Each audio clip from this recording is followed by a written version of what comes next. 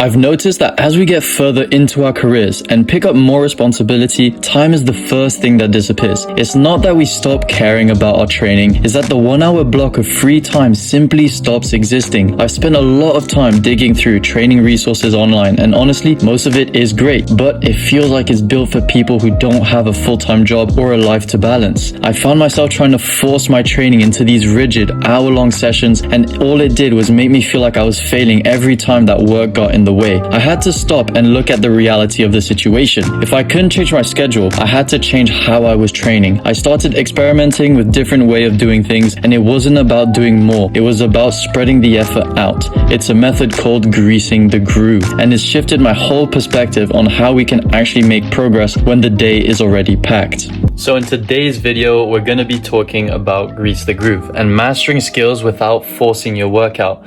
So how to build lifelong sustainable progress through high frequency, low stress practice, even when life gets busy, which is something that's super important for those that are trying to balance their work life as well as their calisthenics training into one. So when does this actually become a useful strategy to use?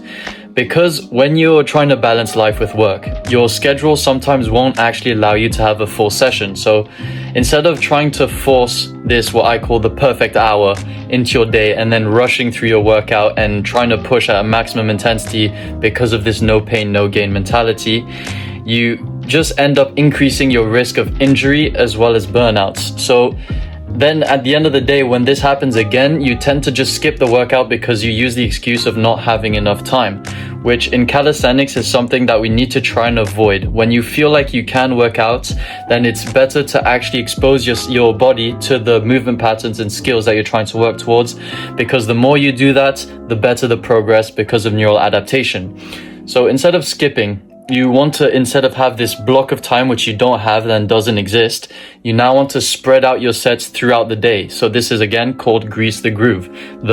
In other words, a spread strategy. So spreading out your sets throughout the day to make it manageable for you to still get your workout and expose your body to movement patterns without actually having this long chunk of time that you don't have and burning yourself out and injuring yourself.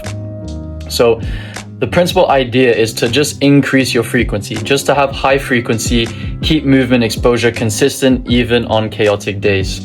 And then also very important, you want to keep the stress low to prevent again burnout and injury by avoiding rushed and maximal sessions. So that's pretty much why it's useful and when you would actually use this style of strategy.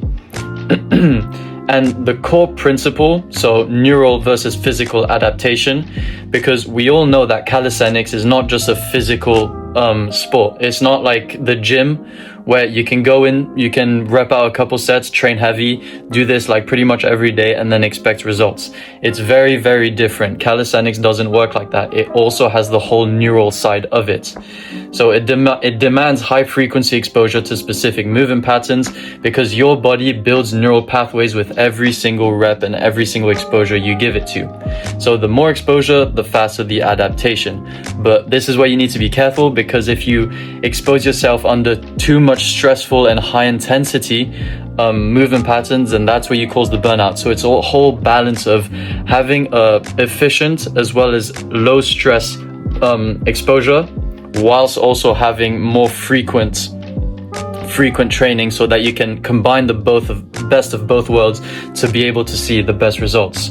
And this comes because of neural efficiency.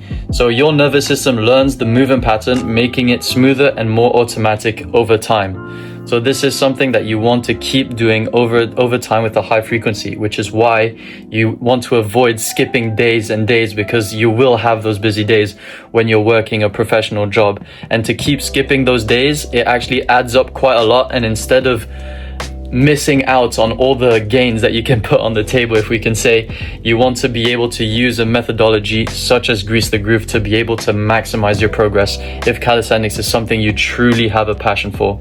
And it's something that helped me a lot when I was working maybe over 65 hours a week when I was in the kitchens. I would just implement this method throughout the day. I do some submaximal sets and it just helped me so much, especially on my planche journey. And yeah, again, physical strength. Muscles adapts alongside the nervous system, but skill progress requires both to develop together. So as much as the neural side is super important, calisthenics, of course, still require physical adaptation and actual strength, because these moves isn't just something that you need to improve your neural side. You still need to be physically strong to perform skills such as, I don't know, the handstand push-up, planche, front lever, whatever it is. It still requires some muscle and some actual physical strength. And this, again, fixes your busy day. When time is tight, spread submaximal sets throughout the day, maintain exposure without the burnout. So this is super, super important and something that benefited me when I was working a lot to see the progress that I wanted to get, and ultimately allowed me to achieve my dream skill, which is the 2-finger planche. So how do you actually implement it? So now you know roughly, or hopefully well, what Grease the Groove actually is. So now it's important to know actually how to implement it. So you want to be able to focus on your skills. So you don't want to scatter and stick to too many skills. So picking 4 to 5 skills throughout the day is something you don't want to do, as it will just confuse your body and you'll give it too much information, too much movement patterns to adapt to at the same time. So stick to 1 to 2 skills only. Ideally, you want to do 1 push and 1 pull. So for me, I was doing my planche work as well as front lever work, and then I would do this throughout the day. And again, more you split your focus, the more confusing your adaptation becomes. So stick to what you know. Perform exercises you're confident with, because Grease the Groove is something you do throughout the day. You don't want to implement new movements or difficult tasks for your body to do, especially because you won't have the time to warm up, so 10 to 15 minutes to warm up. So if you start implementing new things that are challenging and that require more focus, it's just going to make it increase in chance of getting injured as well as burning yourself out, which is the main priority to avoid. So perform exercise you're confident with, reinforce familiar patterns, don't introduce new patterns throughout the day. And again, next on, the third implementation is stick to around the 5 to 10 minute rule. So whenever a spare window opens, perform a submaximal set. And I repeat, submaximal. You don't want to be pushing too much because you don't have the time to properly warm up. So again, to avoid the injury. And then you'll start to notice that as you consistently do this over time, then it will actually give you so much more benefit than if you just skipped your workout. Because imagine you have, let's say, 3 days where time becomes an issue and you skip it completely. You've just missed 3 whole days of work that you could have done because your body, like physically and neurologically, allowed you to do that on that day. You just didn't have the time. So by doing the Grease the Groove, let's say you do 5 sets throughout the day, boom, 5 sets on Monday, 5 sets on Wednesday, 5 sets on Friday. If those are the days that are busy, that's already 15 sets in that 1 week, more than if you just completely skip the workout, and it's done on a submaximal level, so without actually implementing too much stress on the body. So that's the power of Grease the Groove. And then over a month, over 2 months, it just compounds, and then it's something you definitely don't want to be missing out on. So again, emphasizing strictly submaximal. Never push to failure during the workday. It raises injury risk and demands a warm-up you definitely don't have the time for, as well as the fact that your job is already draining, so your actual work is draining the same pool of energy from your central nervous system that will go into your training. So if you just push at a maximal attempt on top of this drained energy from your work, then it's just boosting the injury risk. Because yeah, again, working a job and training calisthenics is a whole different game to the people that don't have to worry about balancing work life as well as calisthenics. So that's why when you are a working and busy professional, you need to really be paying attention to all of this to be able to maximize and create a sustainable progress and lifelong progress. So the integration, the 60-10 system that I use and my clients use to be able to see the progress that we see today.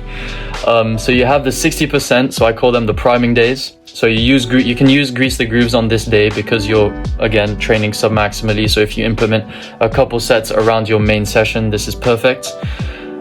Because again, neural familiarity without accumulating fatigue, this is where the magic happens. So I already explained this in the other slides. Over time, you see how beneficial this actually is. Now, your 100% days are a little bit different because this is where you test your boundaries, so the testing days. You want to now drop your grease the groove entirely. I probably wouldn't recommend because you want your full focus on that 100% session. So again, it's just these days are just for maximal output, test your progress under full effort. So this is where you take your focus away from the grease the groove. And then the last day is your rest days, more specifically the active rest days. So you want to use grease the groove for balance and technique skills only, I recommend. So something like the handstand that doesn't put you under too much physical strength, but that just requires technique. So it's about a 10 to 20% effort, so zero systemic stress, pure skill refinement. So this is what I would recommend you do on these days for grease the groove. And then just to show that this works and this has real results, here's my client Casper with his handstand transformation. Casper again was a busy client, passionate about training. He wanted to be able to find a way to train without taking away the enjoyment, so making it feel like it's not a chore, but he was struggling to find consistent time for it as he's a full-time worker. And the pivot we made is that one, we implemented the system, the 60-10 rest system.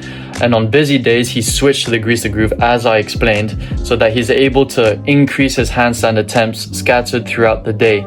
And handstand was his main goal, is something he was struggling with. And then within 2 months of doing this and consistently with low effort exposure, Casper actually achieved his first freestanding handstand in just 2 months working together. So without any forced workouts and with no burnouts and no injuries. And if you are really interested, then you can see the full transformation on my Instagram, maxime.seishi. And yeah, this is something amazing, and I'm super, super, super proud of Casper, and I can't wait to see what's up for him in the future.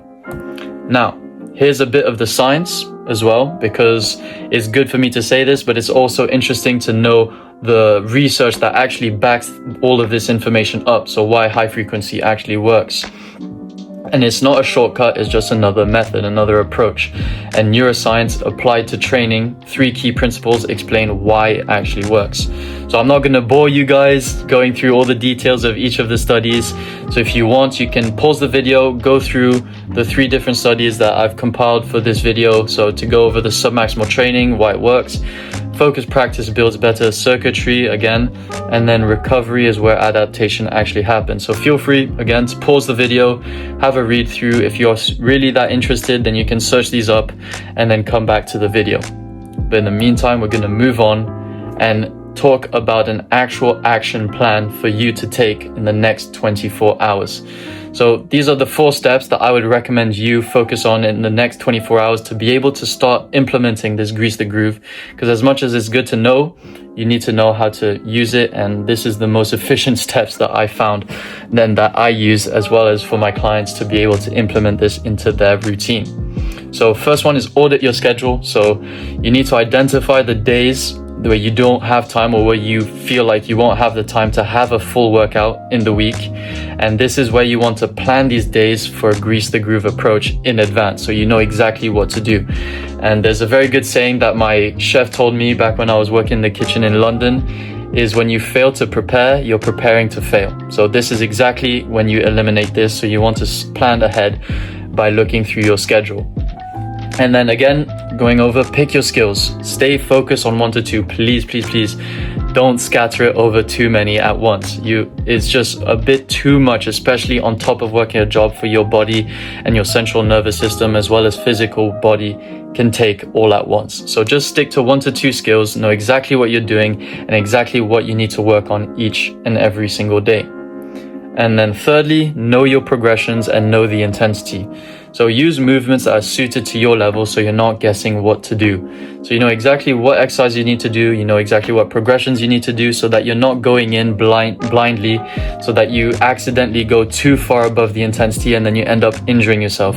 Because again, you won't have the time to be able to properly warm up. So use a progression you're very confident in. It doesn't feel challenging. It just allows you to increase your volume and increase your neural adaptation. And this will make it so much more beneficial, and it will make it a lot less grueling for your body to actually do. And then again, moving on, this perfectly moves on to the next point, the never fail commitment. Execute micro sets submaximally. So when you have 5 to 10 minutes, I'm not asking you to do like 3 sets. This is just do one chill set for your push skill and then one chill set for your pull skill.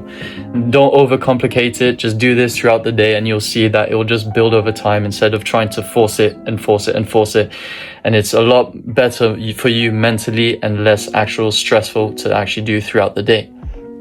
And again, if you feel a burn, you're most likely pushing too far, which is something you want to note and pay attention to throughout the day. So those are the 4 main things that I would like you guys to focus on to actually implement in the next 24 hours.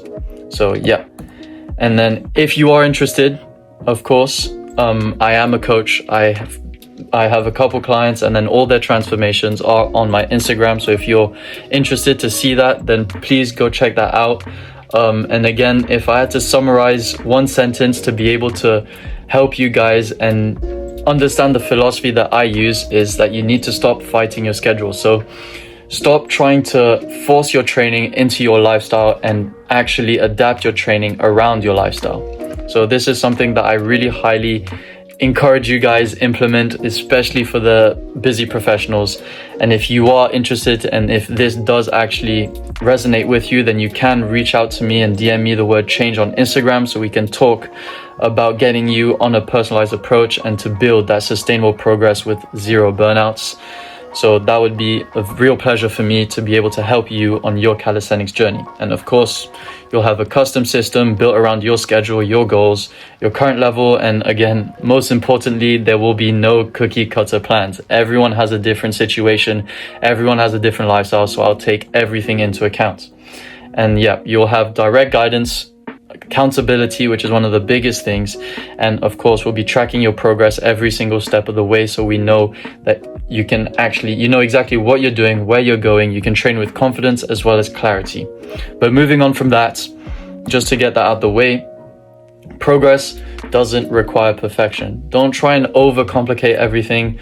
There is no real secret to calisthenics. You just need to be able to have this consistency, treat your body with respect, understand what it is, understand your lifestyle so you don't force your training into it. And again, grease the groove is a very cool and very nice approach to be able to implement, especially if your lifestyle is quite busy and chaotic, to be able to build up this consistency, because that honestly beats intensity. So small frequent exposures done submaximally, just to remind you, and strategically compound into remarkable skill over time, as we saw for my client Casper as well as myself, which I'm very happy I implemented and found out was actually good for this busy lifestyle.